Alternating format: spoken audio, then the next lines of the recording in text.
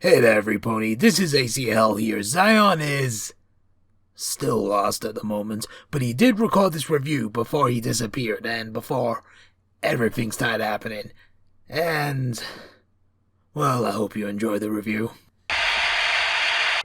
It's been 3 years since you first aired. After you had aired, I've had a lot of anger against you. And now, it is time to finally get this out. Gee, and I thought I was moody. Huh? What the... That Drifter? It's just Drifter now. Anyway, were we supposed to make a review of this episode years ago? Back when the second half hadn't aired in 2015. I know. Well, no better time to talk about it like the present.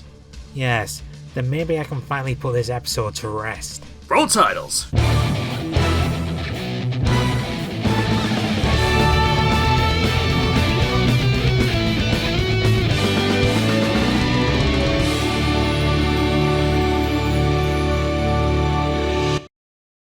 Reinstall! I am Zion Kraze, I'm Drifter. and welcome to the Old School Pony Review Special, a review on one of the episodes from the current series. Thanks for the memories. Anyone who's watched any of my previous reviews know that I haven't really talked about the modern series yet in full detail. Not because I have anything against it, I do like the new series, and eventually I will talk about more episodes of the current series in the future, and today I want to finally put an episode to rest that I have a personal beef with. And I'm here to slap him when he gets out of control.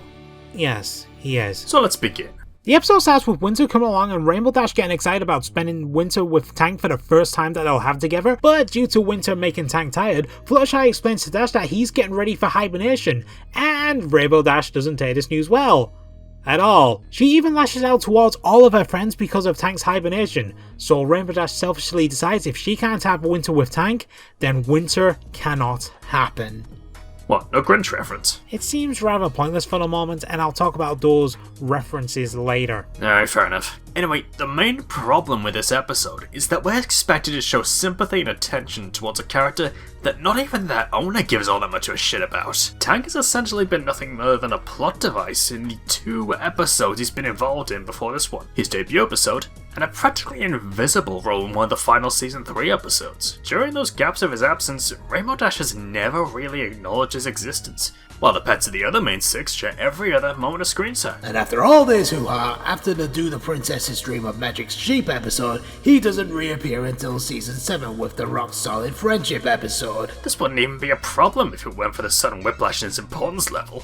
Character turns such as Trixie and Gilda worked because they left an impact after their introductory episodes and the fans wanted to see them return. Meanwhile, in Tank's debut episode, he's basically there to make the audience think, "Gee, I wonder who Rainbow Dash would choose to be her pet in the end."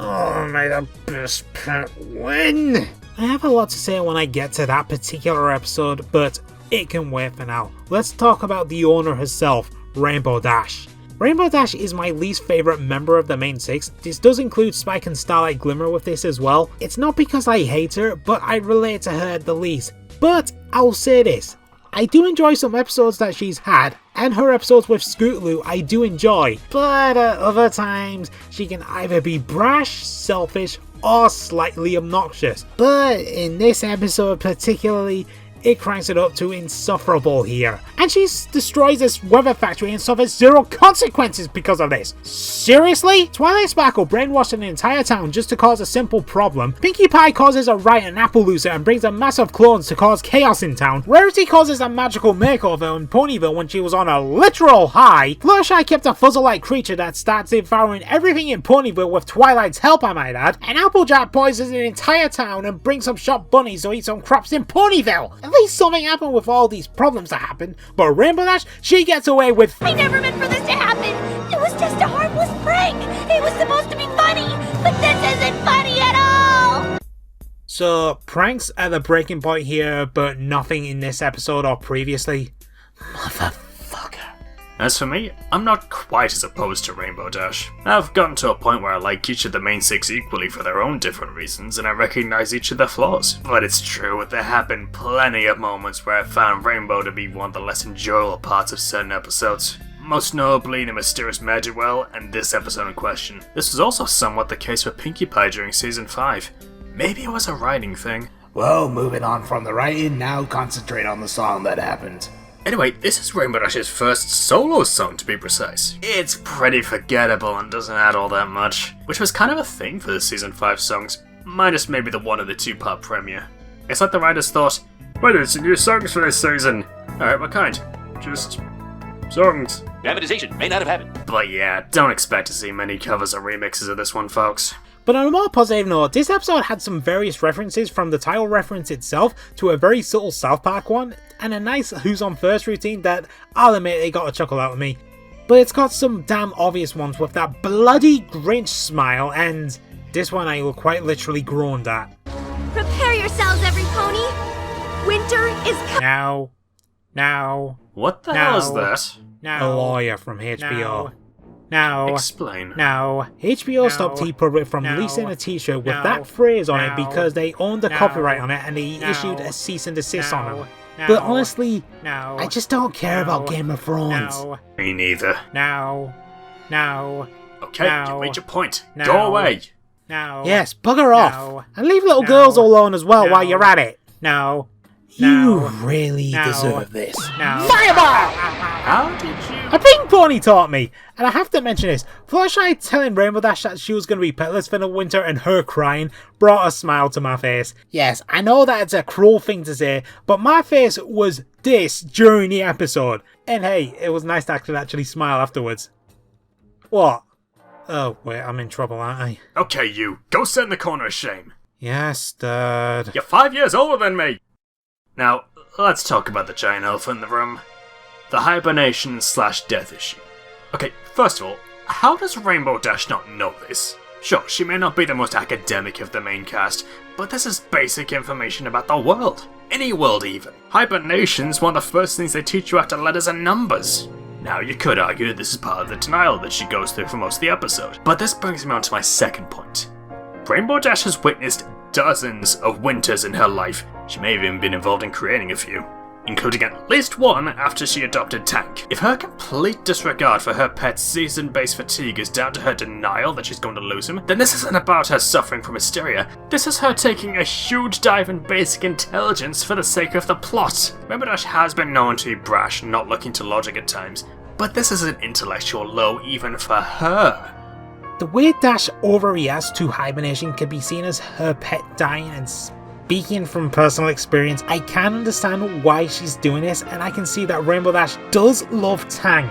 However, her actions she did from stopping Tank from hibernating is simply no excuse. And I can't understand why we're giving this a death-like premise if they weren't going to actually have someone die. But according to Hasbro, this show can't mention death because death is something that children cannot handle. Fair point.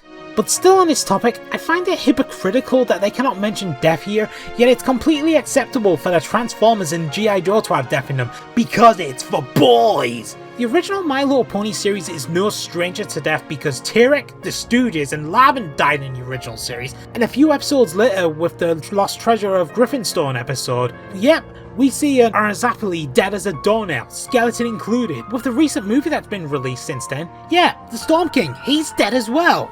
And if the argument is because children cannot accept death, I present to you the greatest argument against that. The Rugrats episode, I Remember Melville, a show made for young children with an episode with toddlers and a baby talking about death of a pet, and none of their parents were involved with it, neither was Angelica, which also helped. They never talked down to their audience and they did the subject well. It was truly admirable of the staff to tackle this, and this episode is a great example about talking about death with children involved. Another example from Rugrats that also works on this subject here is Mother's Day, where Chaz Finster has to talk to his son Chucky about his mother, who had died off screen. But back on Thanks for the Memories, it kind of avoids it while talking about it at the same time without someone dying in the process. And personally, I'm just a little insulted by this episode because 10 days after this episode had aired, I had to watch my dog get put down. Zion, are you sure that you can talk about this? I have to, because it's something I cannot let pass by, and it's been eating at me since. Anyone that saw my review on the Golden Horseshoes know that I suffered the loss of my dog Ryo-Oki not long after this episode had aired, and my heart was broken after seeing her die in front of me. If this was meant to be the same thing, it is not. I know it's not nice for anyone to hear that someone is dying or suffering, but this is not something that should be glossed over, and this message should be known to children that do watch this. This one, it doesn't do it well. Either go all the way with it, or don't do it at all. But anyway, is this a good episode? No, it isn't. Excluding the last third, the other 2/3 were just unenjoyable for me. Rainbow Dash's actions seemed very foul, and the lack of interest of Tank as a character didn't really help. And with what happened to me personally, I will never like this episode, period. As for me, even with everything going against this episode, there are a handful of moments that stopped it from being completely unenjoyable. A couple of jokes in the second half actually did get quite a bit of a chuckle out of me, especially the homage to the Who Was On First sketch. But with that said, there's no hiding the fact this is probably the weakest episode of Season 5. Possibly even the whole show so far. Rainbow Dash really didn't feel like herself at all, and it really didn't feel like a whole lot was at stake. However, it's definitely not the rock bottom worst. Episodes like Ponyville Confidential and Owl's World That Ends Well had me less engaged and satisfied than Thanks for the Memories. Those episodes didn't make me laugh. This one did. Then again, you could probably watch a couple of jokes from this episode via YouTube clips and skip the rest and you'd not miss anything important. I'm Zion Kraze. And I'm Drifter. Now if you excuse me, there's something I have to do. Keela Salai.